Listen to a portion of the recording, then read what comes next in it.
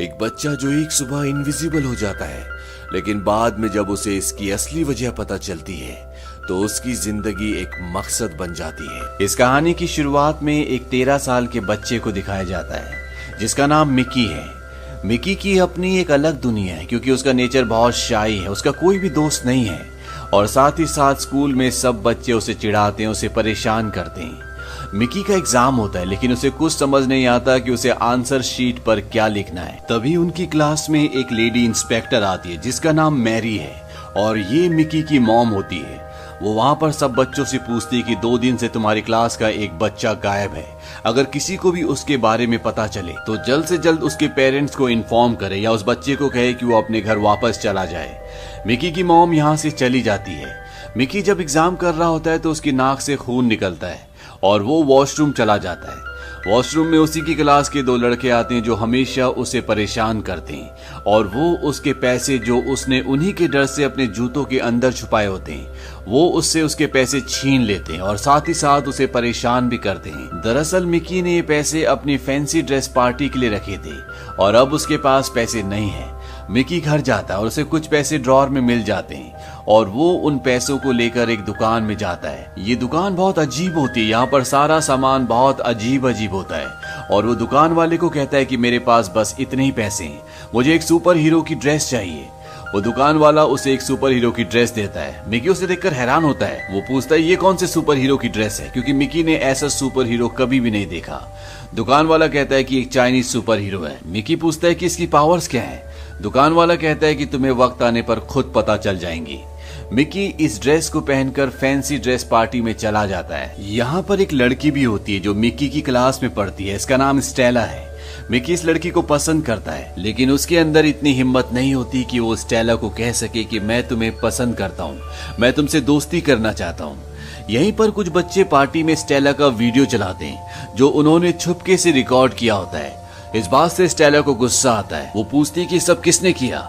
उन्हीं में से एक लड़का जो हमेशा मिकी को परेशान करता है वो कहता है कि हमने ये सारी फुटेज मिकी के मोबाइल से ली है। मिकी ये सुनकर वहां से भागना शुरू कर देता है और यहाँ पर जितने भी बच्चे होते हैं वो सब के सब मिकी के पीछे भागते हैं क्योंकि वो उसे परेशान करना चाहते हैं।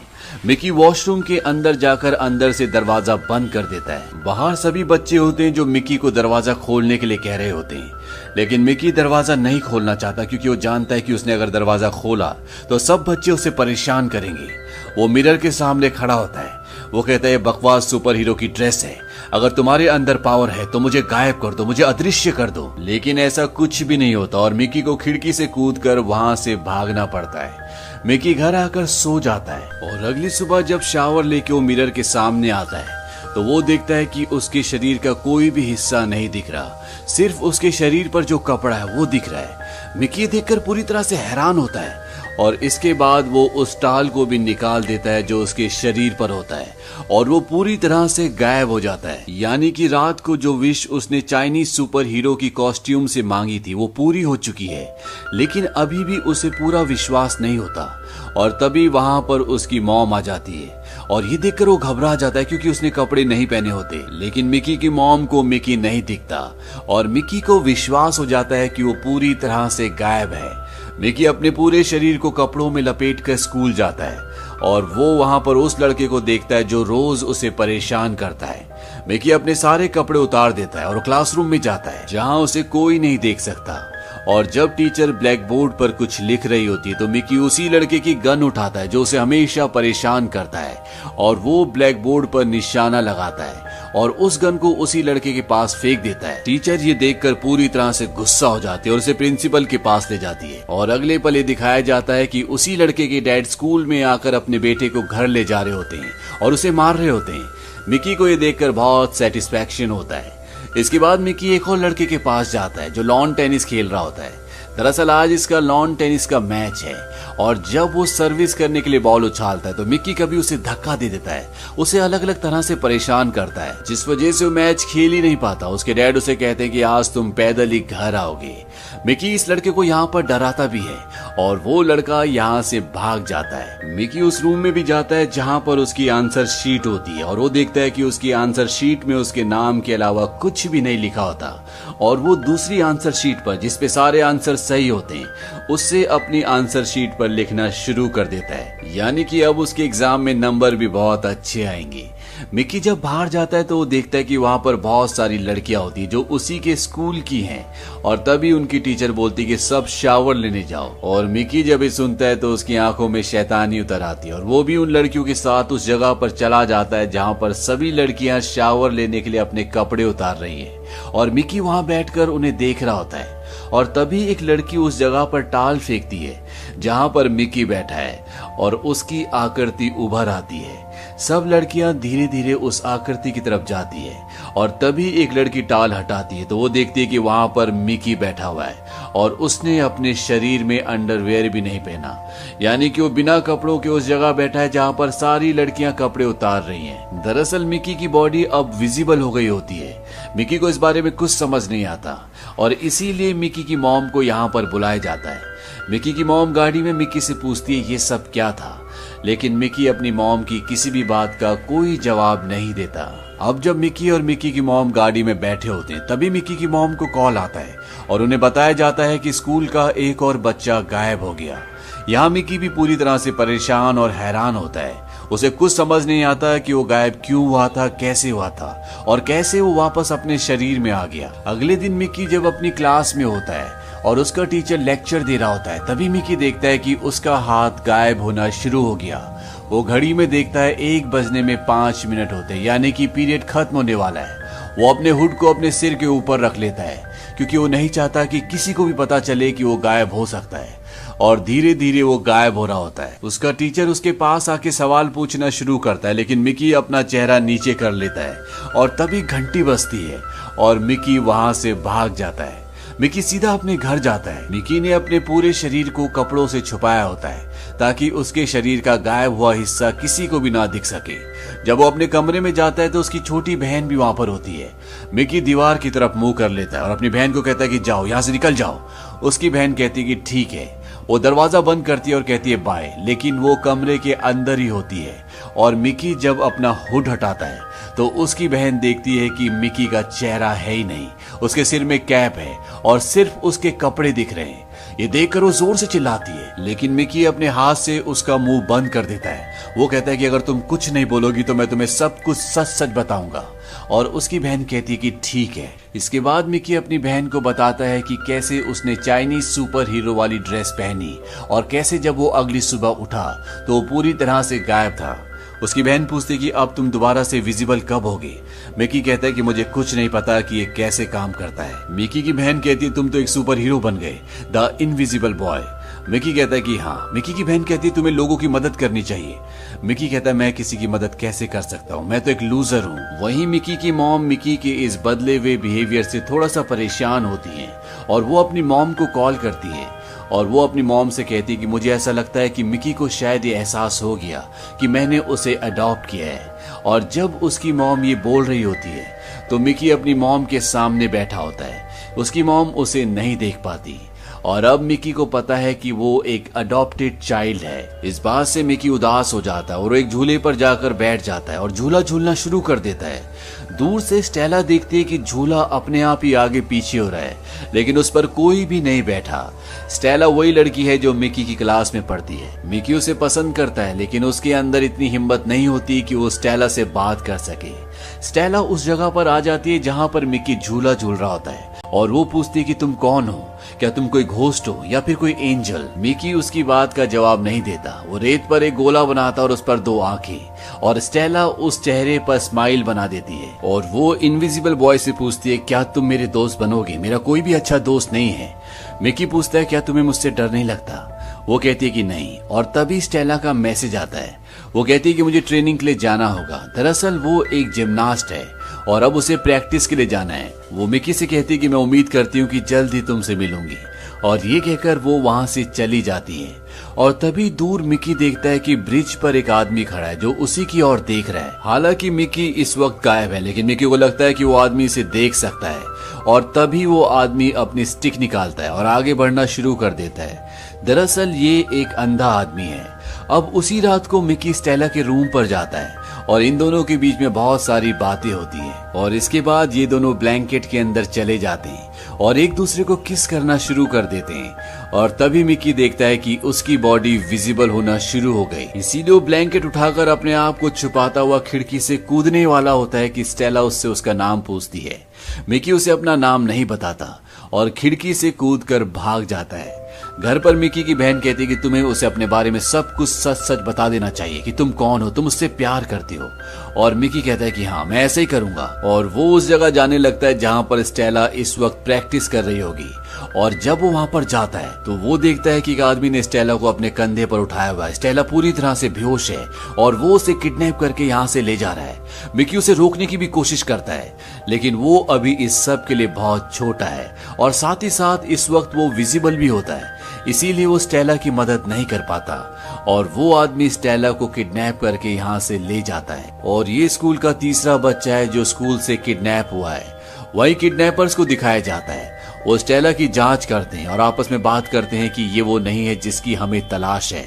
और इसके बाद वो उसे एक कमरे में बंद कर देते हैं और वहां पर वो दो लड़के भी होते हैं जो स्कूल से स्टेला से पहले किडनैप हुए थे। वहीं दूसरी तरफ मिकी घर पर पूरी तरह से परेशान होता है क्योंकि वो किसी भी तरह से स्टेला की मदद करना चाहता है, लेकिन अब वो इनविजिबल नहीं है और वो अपनी चाइनीज सुपर हीरो वाली ड्रेस को ढूंढता है ताकि वो दोबारा उसे पहन सके।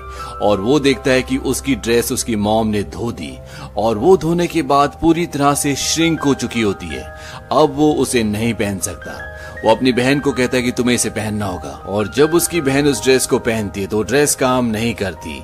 उसकी बहन कहती है कि शायद ये तुम पर ही काम कर सकती है। इस बात से मिकी को गुस्सा आता है। वो अपनी मॉम के पास जाता है और कहता है कि तुमने मेरी ड्रेस क्यों धोई, तुमने सब कुछ खराब कर दिया। मिकी की मॉम कहती है मैं सब कुछ ठीक कर दूंगी। मिकी बहुत गुस्से में होता है, इसीलिए अपनी मॉम से चिल्लाकर बात कर रहा होता है। उसकी मॉम कहती है कि अपनी मॉम से ऐसे बात नहीं करते। मिकी कहता है कि तुम मेरी मॉम नहीं हो और वो वहां से भाग जाता है। और यहाँ पर दिखाया जाता है कि मिकी की मॉम के पीछे एक ग्लास होता है जो अपने आप ही चटक जाता है और इसकी वजह मिकी का गुस्सा होता है। मिकी यहाँ से दूर एक नदी के किनारे चला जाता है। वो अपने ख्यालों में खोया हुआ वहां बैठा होता है और तभी वहां पर वही अंधा आदमी आता है जिसे मिकी ने एक दिन पहले दूर ब्रिज के ऊपर खड़ा देखा था। मिकी उसे देखकर डर जाता है। वो अंधा आदमी मिकी से कहता है कि मैंने तुम्हारे दोस्तों को किडनैप नहीं किया। मिकी हैरान होता है क्योंकि यही बात मिकी अपने दिमाग में सोच रहा होता है। मिकी कहता है तुम्हें कैसे पता कि मैं ये सोच रहा था। दरअसल ये आदमी दूसरों का दिमाग रीड कर सकता है। हालांकि ये अंधा है, लेकिन इसे हमेशा पता होता है कि इसके आसपास क्या चल रहा है। मिकी इस आदमी से पूछता है कि तुम कौन हो। ये कहता है कि मैं तुम्हारा पिता हूँ, I am your father. Mickey कहता है कि मेरे पिता एक पुलिस ऑफिसर थे, वो एक हीरो थे। मिकी को वो बताता है कि तुम्हें ऐसा बताया गया। इसके बाद वो अपने बारे में बताता है। वो कहता है कि मैं रशिया में पैदा हुआ था, मेरा परिवार था, मेरे दोस्त थे, सब कुछ अच्छा चल रहा था। और तभी वहां पर न्यूक्लियर बॉम्ब फटा जिससे कई लोग रेडिएशन से मर गए, कुछ लोग बीमार हो गए और कुछ लोग पूरी तरह से बदल गए और उनमें से मैं भी एक था। दरअसल इस न्यूक्लियर रिएक्शन की वजह से हमारे शरीर में ऐसे बदलाव आए थे जिससे हमारे अंदर अलग अलग तरह की शक्तियां आ गई और इसीलिए वहां की जो आर्मी थी उन्होंने हमारा इस्तेमाल किया।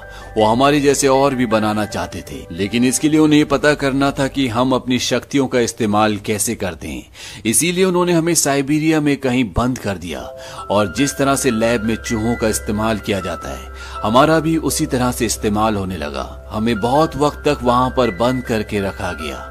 धीरे धीरे वक्त बीतता रहा और जैसे जैसे मैं अपनी पावर को इस्तेमाल करता रहा मेरी आंखों की रोशनी जाती रही। वहां पर जितने भी स्पेशल बच्चे थे वो सब के सब बांझ थे, यानी कि उनके बच्चे नहीं हो सकते थे सिवाय मेरे और तुम्हारी मॉम की। जब मैंने पहली बार तुम्हारी मॉम को देखा तो मैंने उसका दिमाग रीड कर लिया था कि वो भी मुझे पसंद करती है। और इसके बाद तुम पैदा हुए और हम जानते थे कि ये आर्मी वाले तुम्हें हमसे छीन लेंगे, इसीलिए हम तुम्हें वहां से लेकर भाग गए। लेकिन आर्मी हमारा पीछा इतनी आसानी से छोड़ने वाली नहीं थी, इसीलिए तुम्हारी मॉम ने मुझे आगे जाने के लिए कहा।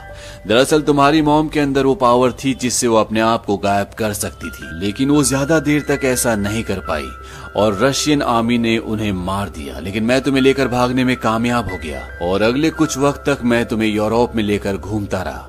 लेकिन मैं जानता था कि आज नहीं तो कल वो लोग हमें पकड़ लेंगे, इसीलिए मैंने तुम्हारे लिए एक सुरक्षित घर चुना। दरअसल उस वक्त इंस्पेक्टर मैरी नई नई इस शहर में शिफ्ट हुई थी और मैंने उसका दिमाग रीड कर लिया था कि वो माँ बनना चाहती है, इसीलिए मैंने तुम्हें उनके दरवाजे के बाहर छोड़ दिया।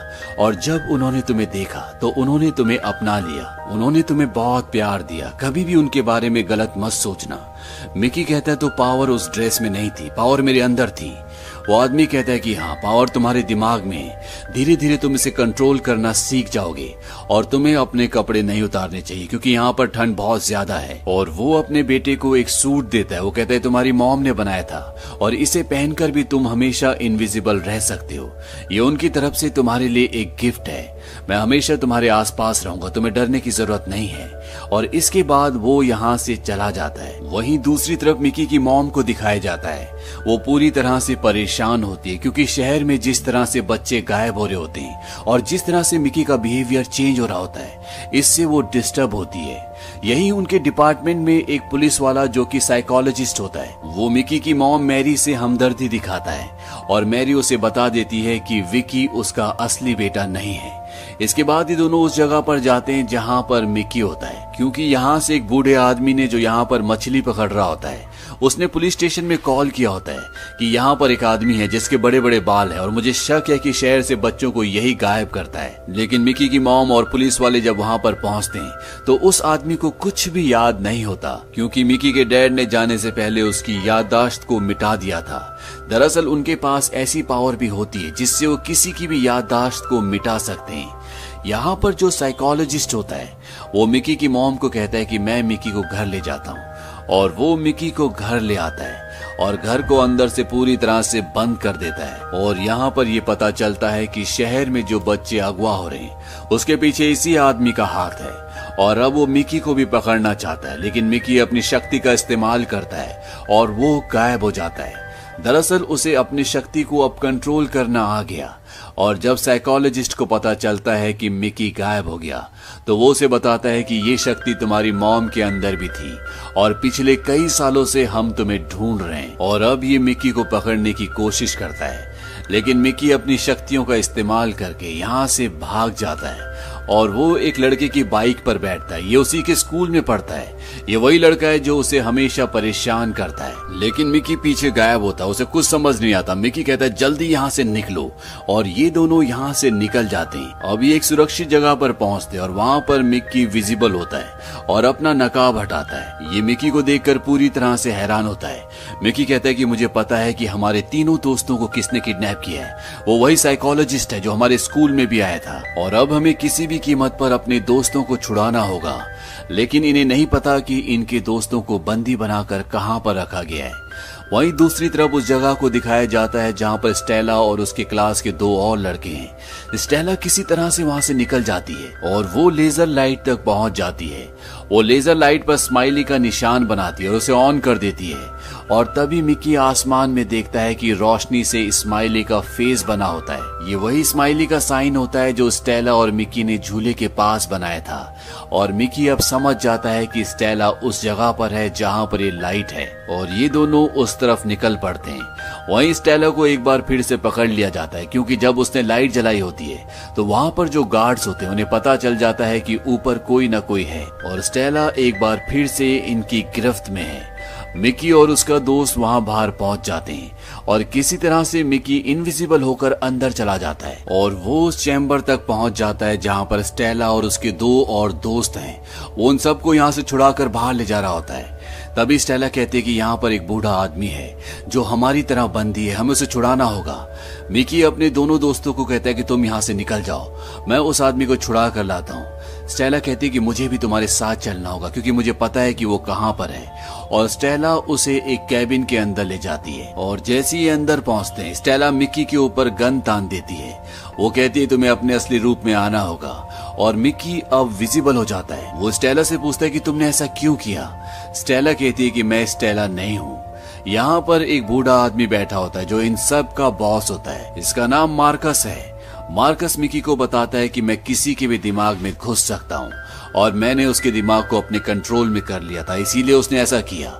और यहाँ तक कि जो पुलिस वाला साइकोलॉजिस्ट होता है वो भी एक सही इंसान होता है, लेकिन मार्कस ने उसके दिमाग को भी कंट्रोल कर लिया था। और अब ये मिकी को यहाँ से रशिया ले जाना चाहते हैं ताकि उसके ऊपर दोबारा से एक्सपेरिमेंट्स कर सके। और इस वक्त ये जिस जगह पर होते हैं ये एक पनडुब्बी है। ये पनडुब्बी को पानी के अंदर, समंदर के अंदर छोड़ देते हैं और रशिया के लिए निकल पड़ते हैं। यहाँ पर मिकी की मॉम और उसके जो असली डैड होते हैं वो भी आ जाते हैं। मिकी की मॉम को वो 2 बच्चे तो मिल जाते हैं जिन्हें पहले अगवा किया गया था, लेकिन मिकी और स्टेला नहीं मिलते क्योंकि मार्कस उन दोनों को अपने साथ रशिया ले जा रहा है। और पनडुब्बी के अंदर ये दिखाया जाता है कि मिकी अपनी शक्तियों का इस्तेमाल करना चाहता है।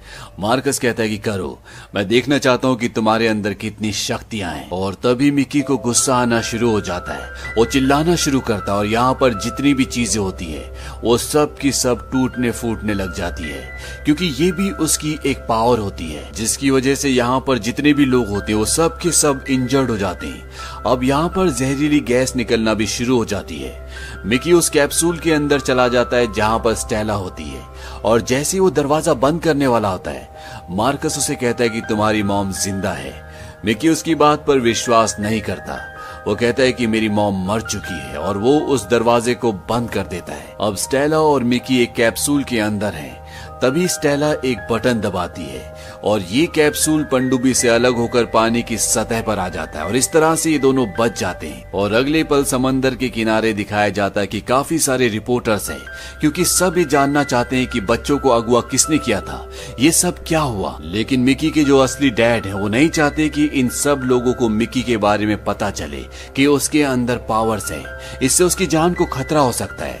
इसीलिए यहाँ पर जितने भी लोग होते हैं उन सब की याददाश्त को वो मिटा देते हैं। किसी को कुछ नहीं पता चलता कि ये बच्चे कैसे बचकर वापस आए। उन बच्चों को भी याद नहीं रहता और इसका पूरा क्रेडिट मिकी की मॉम मैरी को जाता है। हालांकि उन्हें भी इस बारे में कुछ भी याद नहीं है। मिकी को घर पर दिखाया जाता है। उसकी मॉम उसके पास आती है और वो कहती है तुम्हें मैथ्स में A ग्रेड मिला है, तुमने चीटिंग की है। मिकी कहता है कि नहीं। दरअसल मिकी अपनी मॉम को कुछ भी बताना नहीं चाहता, लेकिन अब मिकी अपनी मॉम के क्लोज है। वो जानता है कि उसकी मॉम उससे प्यार करती है और उसकी मॉम ने जो उसके लिए किया है शायद कोई नहीं कर सकता। वहीं रशियन कैंप में दिखाया जाता है कि एक लेडी चेयर पर बैठी है, लेकिन ये भी इनविजिबल है। और तभी उसके पास एक आदमी आता है। वो कहता है कि हमारा मिशन फेल हो गया। इस बात से वो लेडी विजिबल हो जाती है। ये और कोई नहीं बल्कि मिकी की मॉम होती है जो अभी भी जिंदा है। और इससे पहले कि वो उस आदमी को मारती जिसने उन्हें अभी ये खबर दी है, वो कहता है कि हमारा मिशन 2 कामयाब हो गया। मिकी की बहन नताशा हमारे कब्जे में है। दरअसल मिकी की एक रियल सिस्टर भी होती है जो मोरक्को में थी और अब उसकी सिस्टर उनके कब्जे में है। ये बात मिकी को भी नहीं पता होती कि उसकी एक रियल सिस्टर भी है। और फ्लैशबैक में हमें दिखाया जाता है कि जब मिकी का जन्म हुआ था उसके डैड उसे लेकर जा रहे थे तो उनके पास एक और बच्चा था और ये मिकी की सिस्टर थी जो अब उन लोगों के कब्जे में है जो लोग मिकी को अपने कब्जे में लेना चाहते थे, उसके ऊपर एक्सपेरिमेंट्स करना चाहते थे। इस फिल्म का सेकंड पार्ट सन 2018 में रिलीज हुआ था जो इसके आगे की कहानी है, जिसका लिंक हम नीचे डिस्क्रिप्शन में दे रहे हैं। अगर आपको ये जानना है कि इस फिल्म के इस कहानी के आगे क्या हुआ तो आप नीचे डिस्क्रिप्शन में जाएं, लिंक पर क्लिक करें और इसके आगे की कहानी को भी सुनें। उम्मीद करते हैं कि ये कहानी आपको पसंद आई होगी।